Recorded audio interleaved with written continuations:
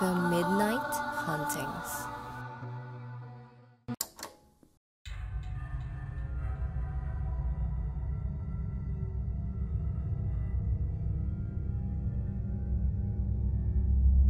Magandang araw mga ka-midnight. Ako si Rex.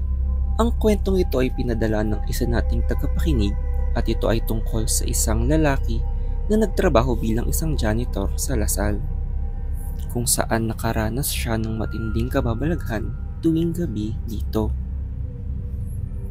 Ako si Ray at ilang taon na ang nakalipas nang nangyari ang aking kwento. Namasukan ako noon bilang isang janitor para suportahan ang aking sarili sa pag-aaral. Dahil sa umaga ako pumapasok bilang estudyante, sa panghapong shift ako napunta bilang janitor. Dahil doon ay inaabot ako hanggang gabi bago magsara ang paaralan.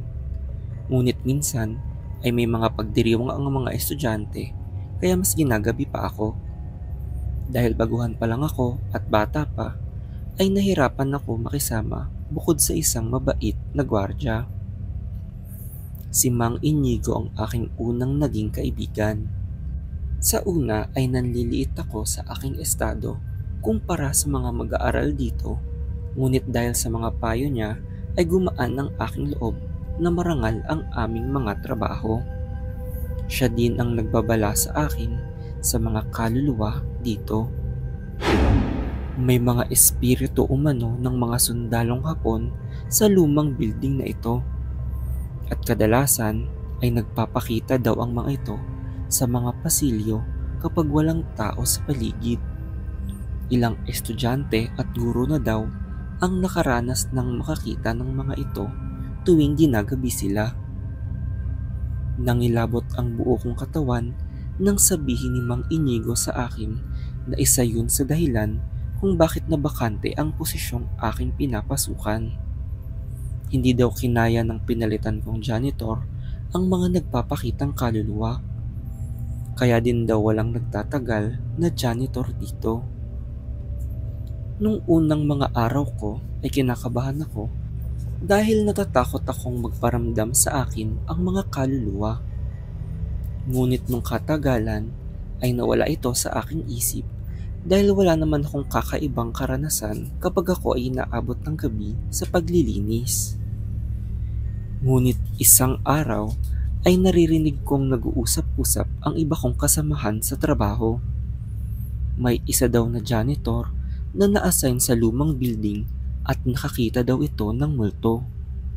Ayon sa kanya ay nakabihis ang espiritu bilang isang sundalong Hapon na duguan at nanlilisik ang mga mata. Doon ko naisip na matagal na akong hindi napapalinis sa lumang building at baka ito ang isa sa dahilan kung bakit walang nagpaparamdam sa akin. Doon ko naisipan na magbasa-basa pa tungkol sa kasaysayan ng lumang building na iyon at bakit maraming kaluluwa doon. Ayon sa aking nabasang artikulong nag-iimbestiga sa kasaysayan nito, ay nagkaroon ng massacre noon sa loob ng St. Lasal Hall noong World War II kung saan halos 50 katao ang pinatay ng mga sundalong Hapones. Dahil doon ay madaming kababalaghang nagaganap dito. Isang gabi ay na-assign ako sa lumang building na iyon at saktong may event ang mga estudyante kaya inabot ako ng maghahating gabi sa paglilinis. Habang naglalakad pabalik, ay tila biglang namatay ang mga ilaw at doon ako nagumpisang kilabutan.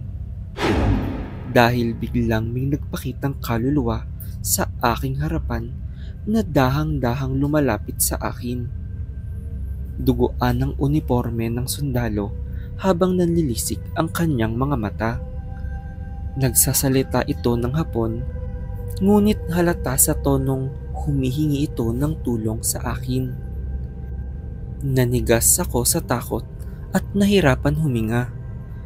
Tila nagbago ang aking kapaligiran at mistulang bumalik ako sa nakaraan dahil naririnig ko ang pagsabog ng mga bomba at mga sumisigaw na galit na Hapon sa labas. Maya-maya ay tila natauhan ako nang may umakbay sa akin. Bumungad sa akin si Mang Inigo at tinanong kung ayos lang ba ako dahil nakatulala ako habang namumutla. Laking pasasalamat ko sa kanya at piniliwanag ang aking naranasan. Inalok niya akong samahan sa pagbalik habang siya ay rumoronda sa mga classroom. Gumaan ang aking loob at nahimasmasan din kahit paano dahil alam kong may kasama na ako. Naisipan kong magpatuloy ulit sa paglilinis sa mga dinaanan namin ni Mang Inigo. Pinapasok kasi niya isa-isa ang mga silid-aralan habang ako ay naglilinis sa pasilyo.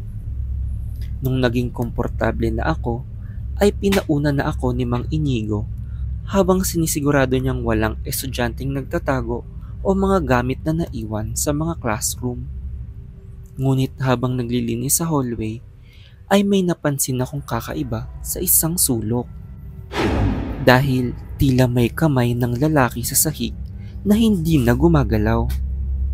Tinatawag ko si Mang Inigo para tulungan akong silipin kung totoo ba ang aking nakita, ngunit naisip kong lapitan na lang ito mag-isa. Paglapit ko ay halos atakihin ako sa puso sa aking nakita. Dahil ang katawan sa sahig ay ang katawan ni Mang Inigo na tila inatake sa puso.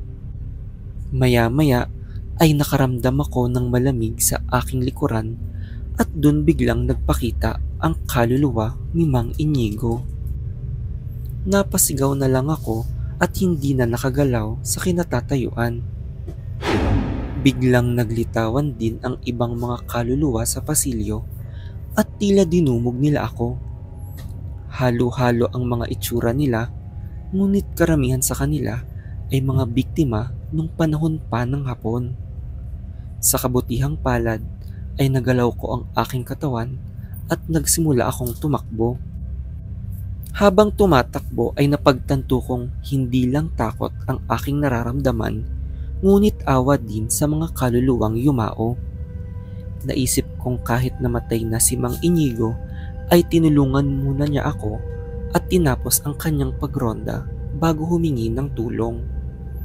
Kinabukasan ay dumaan ako sa chapel ng Lasal at pinagdasal ang mga kaluluwang namatay sa universidad na iyon. Tinanggap kong karamihan sa kanila ay humihingi ng tulong at nais lang matahimik ang kanilang mga kaluluwa para makaakyat sa langit. Hindi ako agad nagbitiw sa trabaho at ilang taon din akong nagtagal doon. Marami na akong ibang naging karanasan na puno ng kababalaghan noong ako ay nagtatrabaho pa bilang isang janitor sa Lasal.